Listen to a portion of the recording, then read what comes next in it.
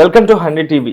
తెలంగాణ రాష్ట్రంలో అది హైదరాబాద్ నడి బొడ్డులో జరిగినటువంటి అత్యంత పురాణాల్లో కూడా చూడనటువంటి, కల్లో కూడా ఊహించినటువంటి, జరిగిన సందర్భాల్లో కూడా అలాంటిది వెతికినా కూడా కనిపించినటువంటి అత్యంత దుశ్చర్య అంటే ఆ పదం కూడా చాలా తక్కువే.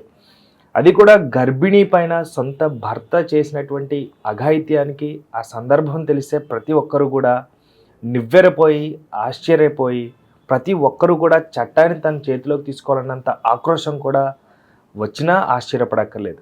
సో అయితే ఆ సందర్భం ఏంటి, ఆ విషయం ఏంటి, దాని గురించి మనతో మాట్లాడడానికి బహుముఖ ప్రజ్ఞాశాలి స్పిరిచువల్ మెంటర్ సాయికర్ణ గారు ఉన్నారు. అమ్మతో మాట్లాడదాం. నమస్తే అండి. నమస్కారం.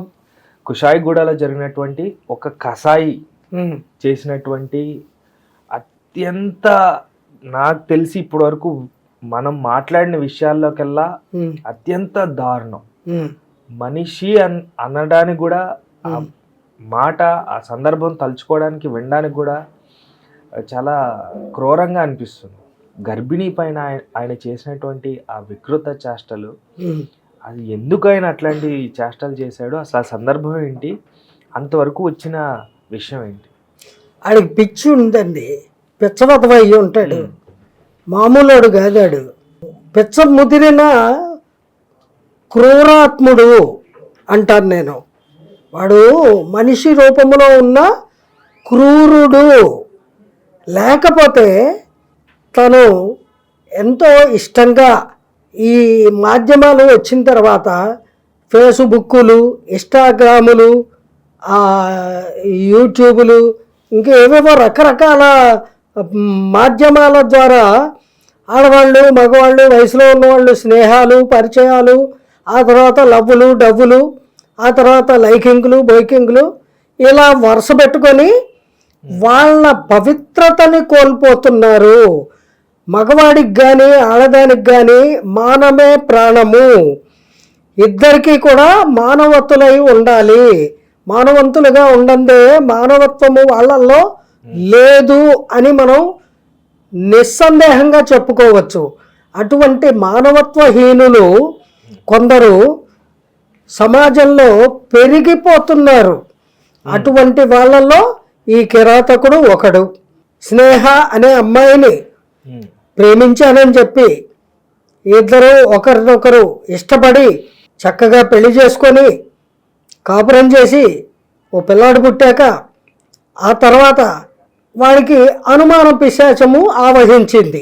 ఆ అనుమాన పిశాచం ఆవహించాక వాడు అనుమానంతో నిరంతరము అమ్మాయిని వేధిస్తూ ఉంటే అలాగే భరిస్తూ సహిస్తూ అతనితో కాపురం చేస్తూ కొంతకాలం భరించలేక దూరంగా ఉందిట. మళ్ళీ తర్వాత ఆ అమ్మాయి గర్భవతి అవ్వడంతో ఆడపిల్ల సర్దుకుపోవాలి అని మళ్ళీ వచ్చి అతనితో కాపురం చేయడం ప్రారంభించింది.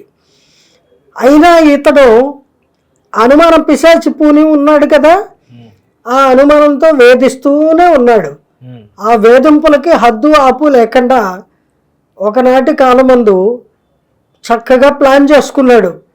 ఈ అనుమానానికి పరాకాష్ట ఏమిటి అంటే దీన్ని వదిలించుకోవాలి.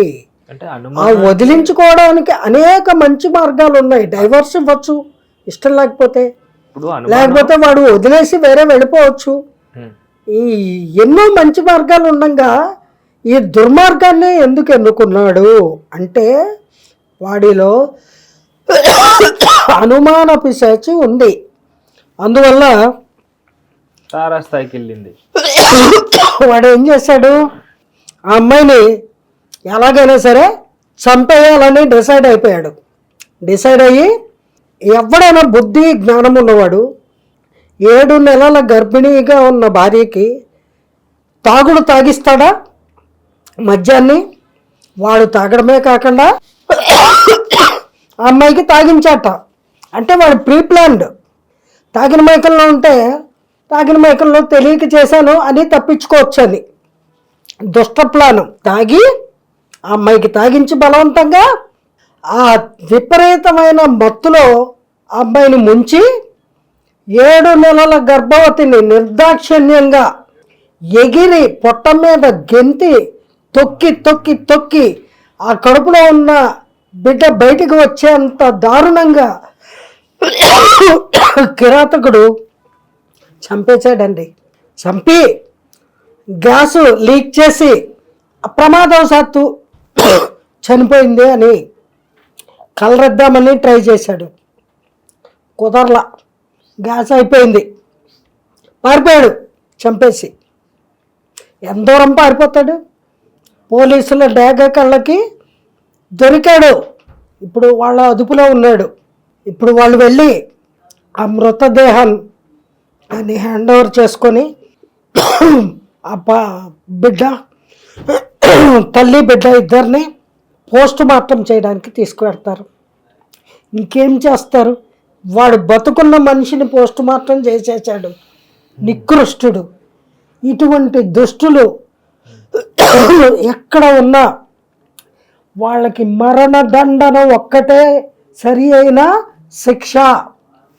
దయచేసి కోర్టులు అటువంటి వాడికి మరణదండన విధించండి ప్లీజ్.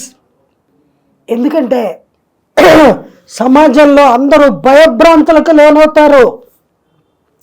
ఇటువంటి నీచులు ఎంతమంది ఉన్నారో. ప్రజల్ని రక్షించండి, కాపాడండి. ప్రభుత్వానికి మనవి చేస్తున్నాను. జై గురుదేవా. థ్యాంక్ యూ సో మచ్ అమ్మా. Thank you viewers. బాయ్.